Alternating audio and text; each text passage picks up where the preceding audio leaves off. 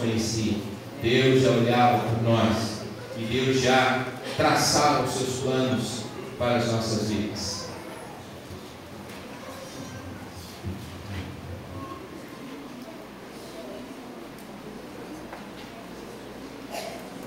Assim se deu com Rafael. Rafael, povo de Deus, Rafael. Vamos orar agradecendo a Deus mais esta vez para esta família e, com certeza, para o reino de Deus. Oremos.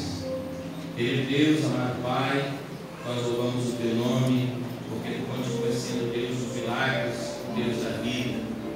E está, ó Deus, em meus braços Rafael, Pai, que foi formada por Ti, criada por Ti, e Tu tens traçado os Teus planos para ela, Senhor. E agora, Pai, nós estamos diante do Teu povo, diante da Tua santa presença, Te agradecendo a Sua chegada, agradecendo-te, Senhor, os 9 meses de gestação, onde ela foi cuidada por Ti, onde sua mãe foi cuidada pelos médicos, mas acima de tudo por Ti. E agora, Senhor Deus, estamos te agradecendo a sua vida a este mundo. Que ela continue sendo esta alegria que está sendo para toda a sua família. E que, ó Deus, ela seja educada nos Teus caminhos, que ela aprenda a temer o Teu nome, que ela aprenda a amar a Tua casa. E que muito em breve, Senhor Deus, possamos vê-lo sendo uma bênção no Teu reino. Abençoa seus pais, abençoa seus avós, abençoa seus tios e tias, Senhor.